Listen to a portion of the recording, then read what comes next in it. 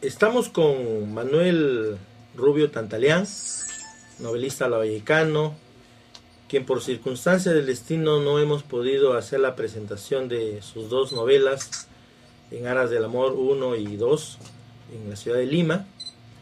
Pero bueno, estamos aquí en Lambayeque con la intención de un poco acercarnos a la presentación de lo que hubiese sido en Lima esta versión. Aquí en Lambayeque en realidad novelistas hay contados, y los podemos contar con los dedos de una mano, porque hay poco. Primero porque la tradición novelística no es en Lambayeque lo que siempre se ha sucedido con lo que es la poesía, con lo que es el cuento.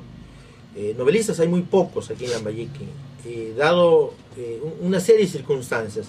Primero, el mercado novelístico es muy escaso, que a diferencia de Manuel ha tenido mucha fortuna en colocar sus novelas que tienen un corte juvenil en los colegios, que ha tenido muy buena aceptación. Pero en términos generales, los novelistas siempre han padecido de un mercado lector. No es fácil conseguir lectores en el caso de la novela. Sin embargo, la idea nuestra de la presentación de las novelas es un poco dar a conocer cuáles aquellos elementos internos que de alguna manera motivan, inspiran a la novela. Y obviamente la novelística de Manuel, que también va acompañada con poesía intercalada dentro de la novela, ha hecho de que su producción digamos tenga bastante éxito, porque obviamente las historias juveniles que se cuentan en estas dos sagas, 1 y 2, tienen mucho que ver con la juventud, con el amor, con los valores, ¿no?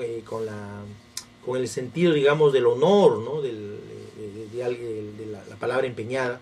Y obviamente eso ha hecho que de alguna manera las novelas también tengan una aceptación y un gusto entre los adolescentes, que es muy difícil hoy encontrar jóvenes que lean por iniciativa propia, dado de que estamos viviendo una crisis desde varias perspectivas, ¿no? Crisis de valores, crisis social, crisis de lectura, crisis de nuestra calidad, digamos, de los logros académicos de los estudiantes.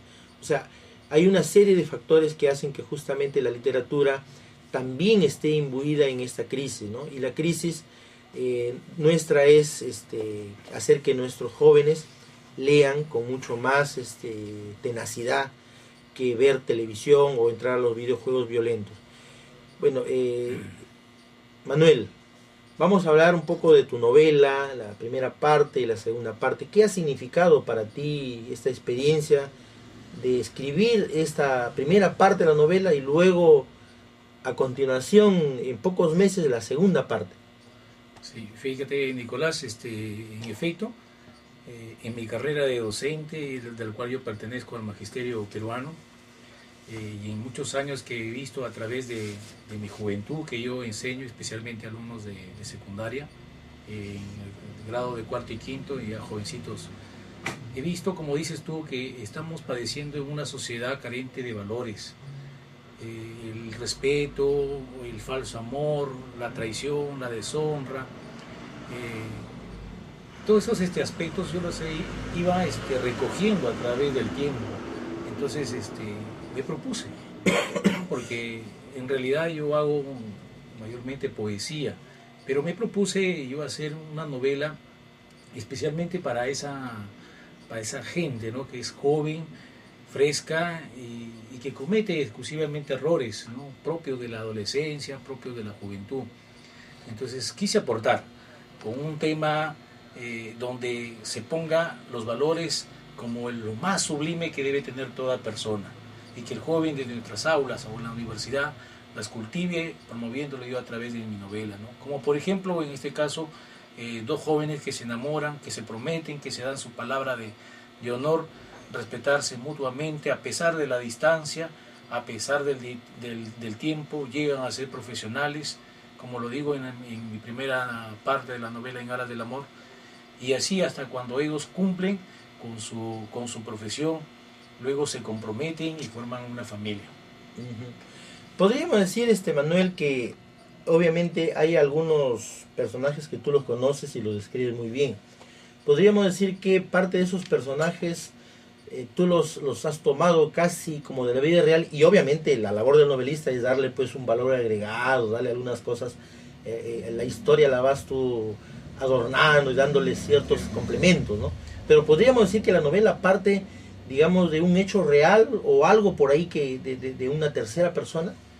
Desde luego, el escritor, al referirse con una novela juvenil, yo he remembrado también parte de mi pasado, porque he pasado también por esta juventud, del cual tú también, ¿no?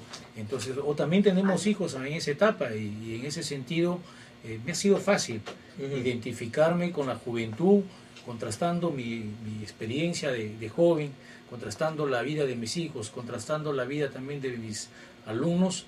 Me ha sido fácil poner esos elementos, el problema de los jóvenes, y poner los elementos también, lo fantástico, lo que tiene la obra, ¿no? Del cual el literato se recrea también, describiendo, haciendo hechos, diciendo cosas de la cual se desenvuelven los jóvenes a través de mi novela. Claro, indudablemente lo que tú señalas es que la novela es una amalgama de experiencias tanto propias como de elementos, digamos, familiares, vecinales, cercanos, y que obviamente tú le has dado ya un hilo conductor de una historia de dos jóvenes que, digamos, se prometen en su etapa escolar y luego pasan ya a otra etapa, ¿no? Y eso básicamente es la primera parte, ¿no? Porque en la segunda parte ya hay una continuación, ¿verdad? Efectivamente. Hay una promesa hecha que queda ahí, como se dice, como una especie de gancho para la segunda parte que tú ya... Cuando tú escribiste la primera parte, ¿tenías pensado la segunda? En realidad, sinceramente no la tuve yo pensado, ¿no? Pero sí provocaba como para ver una continuación, qué pasa después cuando una persona, por lo que se habían prometido y llegan a casarse, que lo más difícil es el matrimonio. Entonces también en mi experiencia, yo como padre, del cual tengo una vida familiar, entonces dije, ¿por qué no también contrastar la otra parte, mi experiencia ya como adulto, como padre, del cual yo, entonces me decidí, ¿no?, hacer la segunda parte. Pero ya en la segunda parte se consolida ya el matrimonio. Ambos como esposos, en el caso de mis personajes, viene un hijo más, entonces los amigos también desde la juventud y desde la escuela de Caete que tuvieron, se consolida con mucho más fuerza todavía como nosotros tenemos ahora. Un vecino, un hermano ya que también tiene una familia, ¿no? Claro. De alguna manera tú trabajas, digamos, algunos nombres simbólicos que están interrelacionados, unos códigos digamos, de nombres, de fechas, un poco como numerología, ¿no? Tú trabajas así. ¿Cuál es la intención de este recurso, ¿no? Porque es un recurso obviamente literario nuevo, que tratas un poco de que coincidir los nombres con las fechas, cosas. Explícanos un poco en qué consiste más o menos eso. Yo siempre me he trazado de que a mis 50 años debo tener un aproximado de 10 libros, ¿no? Entonces estoy formando una especie de un nombre con estos iniciales de cada personaje que tiene característico en cada obra. En el caso de En Aras del Amor tiene la letra S. En la segunda continúa también. En mi otra novela Sol y Luna tiene la K, ¿no? Entonces, pero de alguna manera también en la parte pedagógico tiene una estrategia de rápido que el lector memorice los nombres, claro, sabiendo que empiezan con una letra S, ¿no? Como un mnemotécnico, algo. Claro, para mí en el caso es como una cábala que estoy formando con el tiempo, una palabra que ha significado para mí también. Claro, que para ti tiene un valor simbólico. Efectivamente, como escritor, ¿no? En este caso. Dime, Manuel, siempre la curiosidad obviamente de todo lector es cómo empiezas una novela. La estructuras desde un inicio, te va saliendo poco a poco los capítulos, en qué horarios escribes, cuánto tiempo te demoras, porque esas son las preguntas clásicas de los estudiantes, ¿no?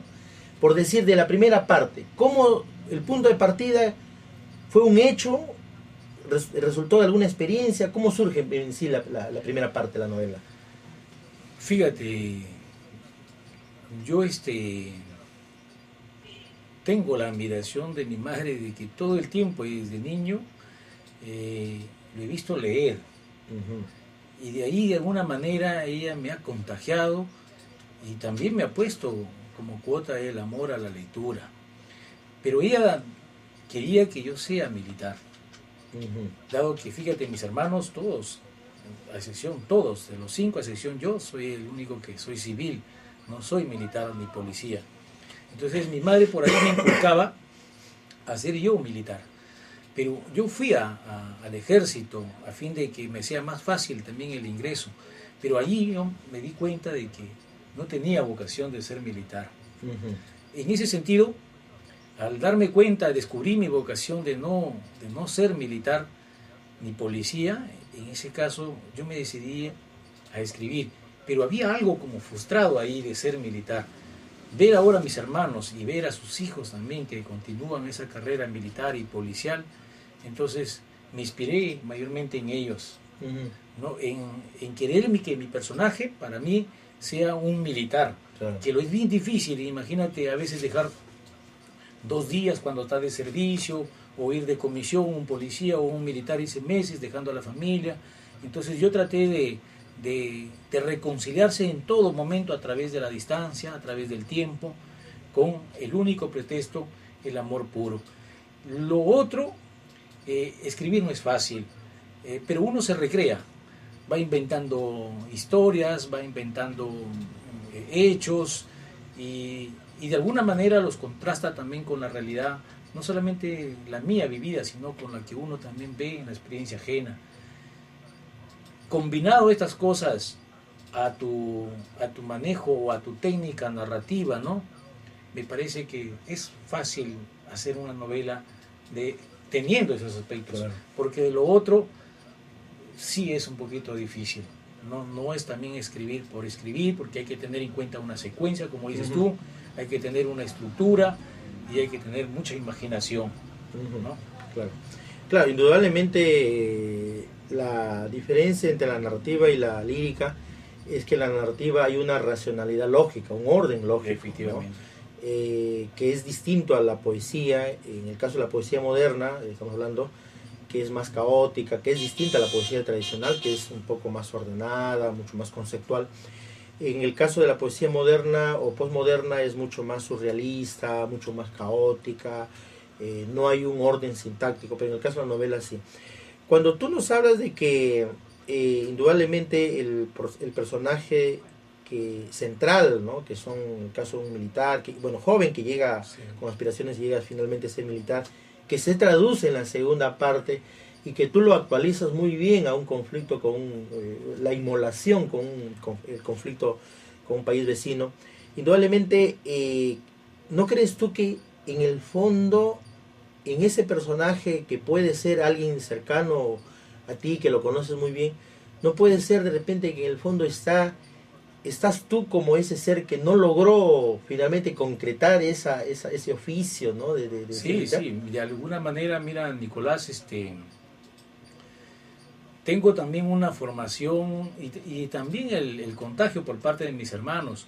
Cuando yo me reúno con ellos, cuando yo me reúno con mis sobrinos, que ahora, imagínate, son de la Fuerza Aérea, son oficiales, yo me reúno, converso, como que me contagio incluso hasta de su argot militar de ellos. ¿Te sientes uno más de ellos? Uno más de ellos. Entonces, me imagino, me ilusiono también a veces el uniforme, me imagino cómo hubiese sido yo en el caso de ser policía, en el caso de ser militar, ¿no? Pero cada quien en su vocación, cada quien en su vocación, y de alguna manera me siento orgulloso también por parte de mi familia, de mis hermanos, de mis sobrinos que están en el ejército, que están en la FAI, que están en la policía, ¿no? Pero lo otro, me siento doblemente orgulloso el de escribir, que a través de mis relatos, a través de mis obras, de mis novelas, los jóvenes se identifiquen parte de su vida, pero que cambien también su conducta. Tú sabes que estamos viviendo una sociedad a nivel nacional con inseguridad, con carencia de valores, ¿no? Es indudable de que un objetivo tácito que se ve en tu novela, que es de corte juvenil, es un poco incentivar, promover y fomentar los valores, y que obviamente no es fácil, en una sociedad donde la escuela educa y la sociedad lo deseduca, ¿no? Sí, exactamente. Donde, digamos, podemos tener en el hogar una disciplina como la escuela, todo un rigor, pero finalmente es la sociedad la que termina dañando todo este trabajo de escuela-hogar, ¿no? Las novelas obviamente tuyas tienen esa orientación, ¿no? Un poco de incentivar a los valores, el valor de la verdad, el valor de la palabra empeñada, el honor, digamos, de que tu palabra vale mucho más que esté escrita o que esté firmada. Creo que eso le da esa frescura, ese carácter pedagógico a tus novelas, ¿no? Indudablemente, y eso creo yo que es quizá el fundamento por el cual tiene no solamente la aceptación por parte de los estudiantes, sino también por parte de los docentes, ¿no? Porque al leer una novela como la tuya, obviamente encuentran que es una manera de no solamente de pedagogizar, sino también de orientar a los jóvenes en los valores, porque obviamente ahora es doblemente una tarea doble, educar en valores, ¿no? Educar con valores, educar en la práctica, es doblemente. Porque se puede pregonar el valor, pero finalmente, más que el pregón, lo que interesa es el ejemplo, ¿no? Y creo que las novelas, tomando a los personajes juveniles y luego pasando ya a otra etapa ya de casados, ya profesionales, obviamente llevan ese sabor, ¿no? Lo que yo te quería un poco retomar la pregunta, ¿qué tiempo te tomaste para escribir finalmente una y otra novela? Las dos partes. Primero que nada, es cierto que los jóvenes están en formación, y es la escuela la que forma, la que le da ese molde para sus principios, para que se desenvuelva. Y es la sociedad que la deseduca. Por más que un docente haga esfuerzo en hacer buena formación a nuestros hijos, a nuestros alumnos, no hay en ese engranaje por parte de las instituciones afuera, por parte de la policía, por parte de los alcaldes, por parte de todas las autoridades. Y son ellos los que no colaboran, y finalmente a veces renegamos de que por qué la juventud son así o se portan de esta manera, no respetan, faltan de valores, o vemos también problemas sociales como delincuencia, extorsión, etcétera, ¿no? No hay ese papel, no cumple la sociedad ese papel de engranaje con la escuela para que como binomio haga un buen ciudadano. La otra parte es en qué tiempo. Fíjate, la obra, los relatos, los hechos nacen de a pocos, y exclusivamente yo más o menos en un año y medio más o menos que lo he ido haciendo a poco, porque también iba viendo dónde estaban débiles mis jóvenes, mis alumnos, para esa parte ir insertándolos en la novela. Aproximadamente es un año y medio, claro. ¿Sí? De tal manera que yo llegue en cada aspecto, en cada texto que yo tenga de mi obra, tome una parte de lo que los jóvenes están pasando actualmente. Muy bien. Bien, indudablemente creo que la novelística de Manuel aquí en el marco de la literatura lambayecana se está abriendo un espacio, un camino, no solamente dentro de los lectores, dentro de la labor pedagógica, sino también dentro de la tradición literaria, que son aquellas personas que también escriben, también están pendientes de lo que se publica, de la calidad, del mérito literario y de la evolución misma que va teniendo en este caso el escritor. Y creo que eso es importante en la medida en que creo que una tradición literaria no se forma solo con un libro, sino con una secuencia sostenida de mucho tiempo, ¿no?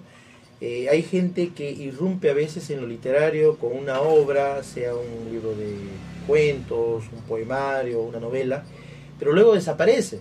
Pero sin embargo tú ya tienes una tradición sostenida, ya tienes muchos años escribiendo. ¿Qué tiempo tienes tú escribiendo, Manuel? Aproximadamente empecé con poesía. Y como ves, a veces de escribir a veces a la familia, a la abuelita, a la mamá, en el colegio, cuando el profesor te decía, recita un poema, y por qué no hacerlo uno mismo, sentir lo que uno siente por la madre cuando es en el día especial del Día de la Madre. Entonces por ahí nace. Luego cuando uno tiene la adolescencia, se enamora y nace un poemita de amor, Pero esa así consolidadamente yo escribo desde 1989. Caramba. Sí, en el año 89 ya es donde yo ya en mis estudios superiores ya participaba, ya concursaba, regalaba poemitas por aquí.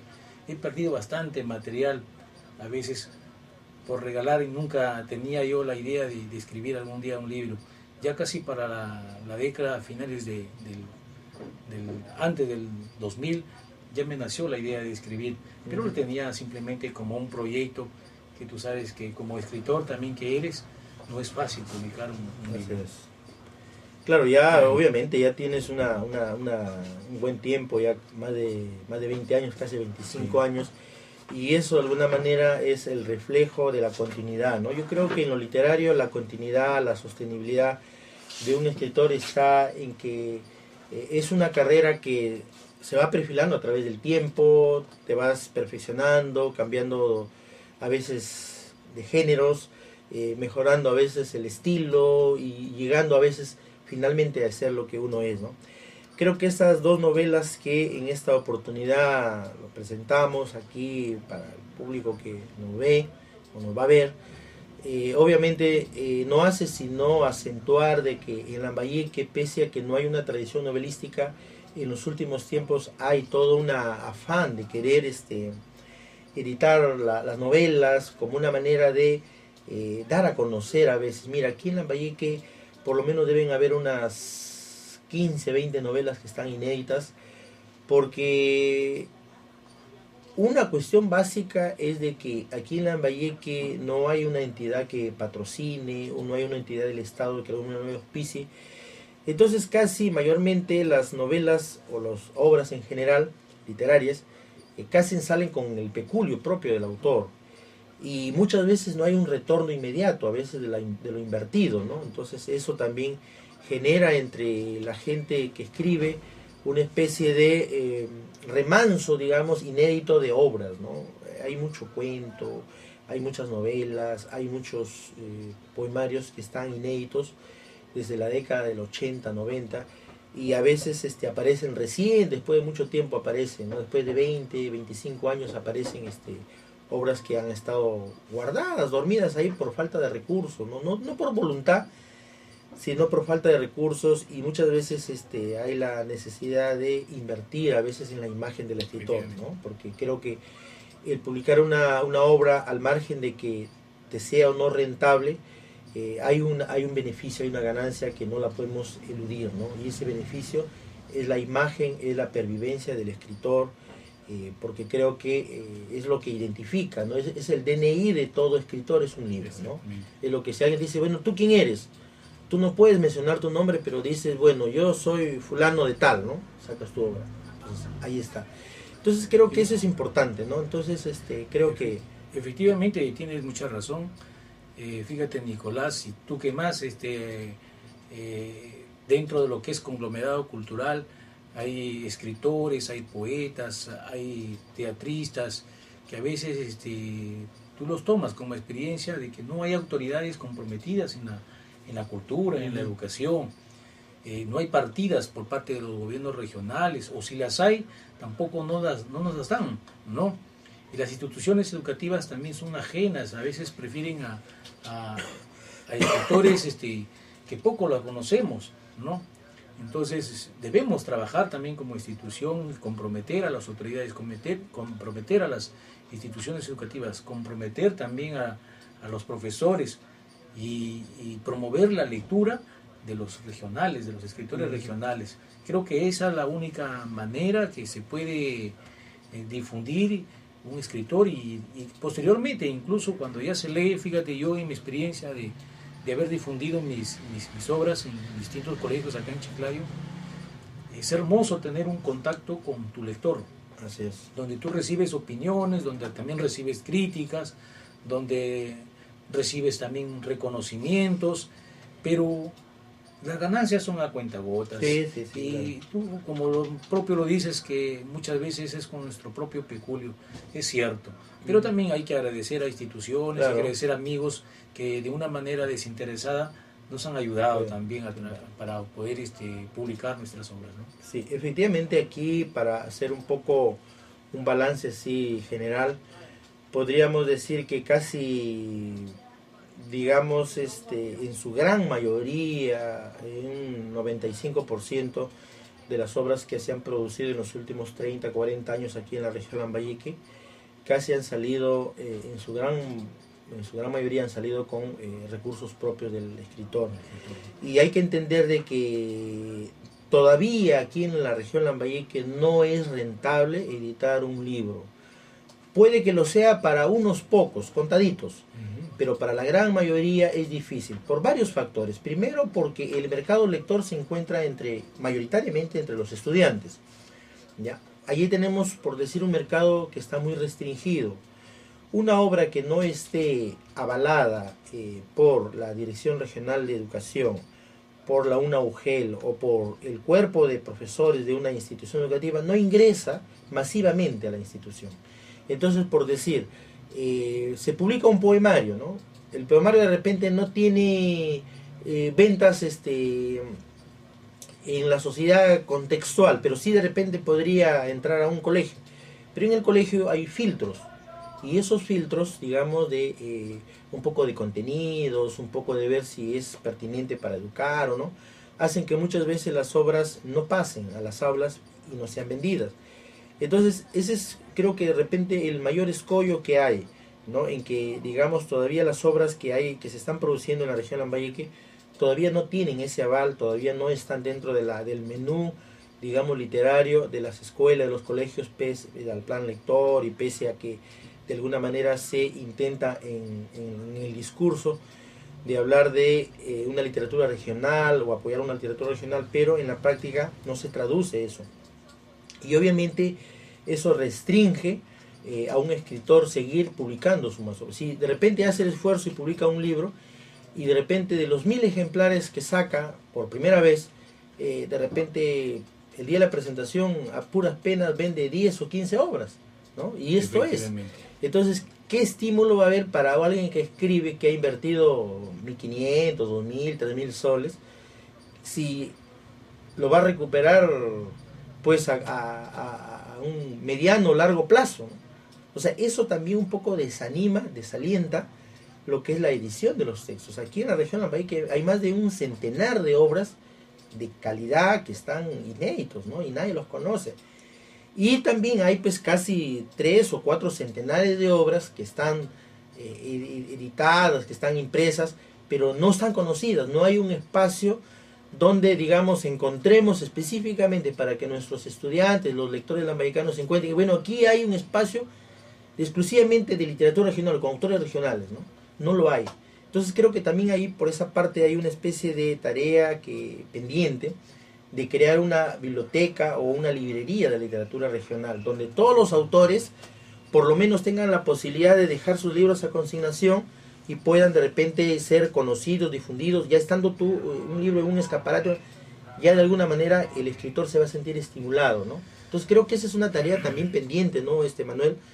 Porque quienes no tienen la suerte, que bueno, tú la tienes porque eres docente y puedes, tener entre colegas, de alguna manera se facilita mejor las cosas de que las obras puedan entrar a otras instituciones, pero en su gran mayoría, los que yo conozco, los poetas y narradores, no tienen esa facilidad o esa oportunidad de colocar su obra en las instituciones donde está el mercado lector más grande, porque ahí es donde, por ejemplo, tú entras a un colegio que tiene 1000 alumnos, por lo menos tienes tú asegurado unas 150, 200 obras, ¿no? En venta, ¿no? Sí. Que es distinto afuera, porque afuera, aquí sí hay que ser un poco honestos. Te voy a decir que yo he sido testigo muchas veces de cuando un escritor se ha acercado a, digamos, a una persona X en la calle, en una esquina, ¿no? Te acercas con tu obra y prácticamente casi lo veo como una especie de acto de caridad o mendicidad que tú vendas tu obra. Entonces dice, pero lo mira, se da cuenta, ah, sí, qué bonito, ¿y cuánto cuesta? O sea, una recepción, por decir, valorativa, ¿no? ¡Oh, qué bueno! Felicitaciones, mira, un libro de cuentos, una novela, un poemario, qué bueno, hermano. Dime cuánto es y toma, ¿no? No hay eso. O sea, aquí prácticamente vas y prácticamente a la carrera lo abordas para que te compren el libro casi por caridad, ¿no? Entonces yo creo que eso, a mí me suena eso a mendicidad, Manuel. Entonces yo creo que esa cultura, un poco de comprar uno, bueno, pues ya lo compro como se dice, por darle ya, por compromiso, ¿no? Por darle ya algo para que el hombre subsista, ¿no? Entonces le dan sus 5 o 10 soles, qué sé yo, ¿no? Yo creo que también, Nicolás, tienes mucha razón, ¿no? Y también será cuestión de repente hasta de organizarnos con otros colegas, otros escritores, y ver esa estrategia de repente a través de una biblioteca, a través de una librería, promover la lectura regional, ¿no? Así es. Pero esa lectura tendrá que ver otras estrategias de quiénes podemos de quiénes podemos acudir para que ingrese masivamente a las instituciones educativas. Fíjate, hay un compromiso, creo yo, no estoy muy seguro, pero en todo caso es un derecho de que la Dirección Regional de Educación promueva la lectura a través del plan lector, lejos de leer a autores que, por ejemplo, no lo digo con una mala intención, ¿no?, de Ayacucho, de Cusco, con otras realidades que presentan, que tengamos que leerla acá, cuando nosotros también tenemos nuestra propia idiosincrasia, nuestra propia cultura, nuestra propia también formación incaica, entonces, o nuestros propios mitos. Entonces, primero lo nuestro, sin envidiar lo que es también a nivel nacional, y luego ya una difusión nacional. Pero hay que crear esa estrategia de poder difundir primeramente, en prioridad, valga la redundancia, a los escritores exclusivamente lambayecanos, ¿no? Lo otro es la adquisición. Fíjate, siempre se ha vendido, yo también lo hago eso, yo también sé de algunos colegas que siempre va al alcance del bolsillo del alumno, sabiendo también nuestra situación económica, porque de alguna manera nuestra intención de como autor, como escritor, es que no nos vamos a hacer ricos, millonarios con la publicación de un libro en un tiraje, 2 tirajes o 3 tirajes, pero sí es la satisfacción de escribir y que a través de nuestros escritos digamos algo, ¿no?, de nuestra cultura, de nuestra región. Sí, indudablemente creo que aquí la exhortación va para las entidades del Estado, en el caso del Ministerio de Educación, a través de la SUGEL, de la Dirección Regional, para fomentar e incentivar e incorporar dentro de la propuesta curricular más autores. Mira, tú sabes que solamente aquí en la propuesta regional solamente hay 6 autores, que la Dirección Regional de alguna manera lo tiene desde la década del 80 y bueno, hasta ahí se mantiene. No digo que no sean meritorios los autores, sí lo son meritorios, pero creo que desde el 80 al 2014 han surgido nuevos valores, hay nuevas obras, hay nuevas perspectivas de la literatura, nuevas formas y expresiones líricas, narrativas. Entonces creo que también por parte de las entidades del Estado les falta un poco jugar ese rol de apuesta por la literatura regional, en primer lugar, como tú lo dices, sin olvidar la globalidad, ¿no?, ir más allá a lo nacional, internacional. Pero obviamente algo que sí hay una falencia muy grande es que todavía no hay una apuesta por la literatura regional. Hay muchos autores que están inéditos, que nadie los conoce. Si tú haces una entrevista, una encuesta en la calle a cualquier parroquiano o hasta los propios alumnos, te vas a dar cuenta que conocen 1 o 2 nombres, ¿no? De repente le surge por ahí Nixa, Alfredo José Delgado Bravo o Andrés Díaz Núñez, y no hay más, ¿no? Entonces, y no es que no lo merezcan, lo merecen, ¿no? Con toda razón, Nixa, Alfredo José, de alguna manera son autores que se han ganado un prestigio, pero creo que se tiene que conocer más de los autores que han surgido después de los 80, 90, 2000 y que están hasta ahora. Entonces creo que esa tarea no solamente nos corresponde a los escritores, también le corresponde a las entidades del Estado, el caso de la Dirección Desconcentrada de Cultura, el Ministerio de Cultura, que son las entidades que de alguna manera por antonomasia son los entes rectores de la cultura. Entonces en ese sentido creo que exhortamos y apelamos a que las entidades también jueguen un rol más protagónico, de apoyo concreto, ¿no? El apoyo pues de palabra, lírico, ¿no? Porque obviamente se puede desear mucho bien, pero si es que no hay una concreción, prácticamente queda en el aire, ¿no? En un discurso lírico, ¿no? Y para el discurso lírico ya es suficiente con lo que hacen los poetas y los narradores. Bien, en la otra parte queríamos muy brevemente, dado ya el tiempo, también se iba a presentar en la ciudad de Lima 2 textos, en este caso de mi autoría, que son uno de los 60 retratos literarios que se ha publicado en este año, en el mes de junio, que tienen que ver con personajes que son casi de la picaresca baguagrandina, ¿no? Yo llegué a la edad de 5 años a Baguagrande y estuve hasta los 18 que terminé mi secundaria, y en ese lapso pude conocer, como lo suele haber en todo pueblo, ¿no? Personajillos y que de alguna manera llaman a curiosidad, llaman a novedad, te llaman siempre eso. Entonces, producto de esa experiencia vivencial, digamos, que he tenido como escolar, como niño y adolescente, me puse a hacer en algún momento, un listado, ¿no? De cuáles serían los personajes, digamos, más destacados, más emblemáticos, sobresalientes, ¿no? Y mira, y como parte hice un texto, un cuento, un relato corto, de un personaje que todo el mundo lo conocía, obviamente era muy conocido, ¿no? Pepe el Toro, ¿no? Bueno, Pepe el Toro tomado de una novela mexicana, ¿no? De una película mexicana, ¿sí? Entonces, Pepe el Toro era el apelativo que se había autodenominado un panadero en Baguagrande. Y a él él se llamaba Manuel Valverde, pero a él no le gustaba que le dijeran, José Valverde, a él no le gustaba que le dijeran José Valverde. A él le gustaba que le dijeran Pepe el Toro, porque si tú le decías José Valverde, era ferreñafano, él prácticamente te acababa la vida. Entonces, Pepe el Toro, ya con el transcurrir... con el transcurrir del tiempo, todo el mundo se había olvidado que se llamaba José Valverde. Entonces, todo lo conocía Pepe el Toro. Entonces, este personaje era muy peculiar, porque tenía era una persona ya de edad, ¿no? Tenía una peculiar manera de caminar. Vendía su pan a sol, gritaba pues en la avenida Chachapoyas, ¿no? Entonces era muy conocido. Entonces se me ocurre un día perennizarlo, ¿no? A través de la escritura. Claro. Y empiezo a escribirlo, ¿no? Y lo lanzo así, y la gente dentro del FEI, algunos que me conocen, que son de, oye, Nicolás, te olvidas de fulano de tal, y me empezaron a hacer un listado, claro que los conozco, los sé. Y entonces, a partir de eso, empiezo yo a decidir, no, pues si uno solo no es suficiente.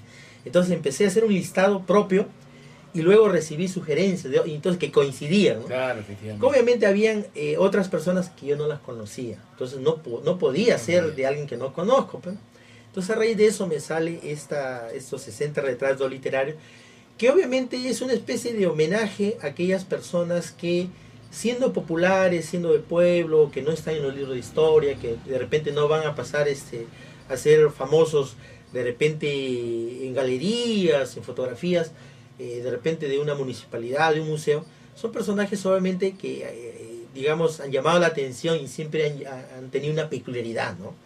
Entonces, se me dio a escribir eso. Y entonces yo hice una selección de 60, ¿no? Entonces, a cada uno le he dedicado la parte etopédica, la parte prosopográfica, la parte anecdótica, la descripción en sí de un retrato, ¿no?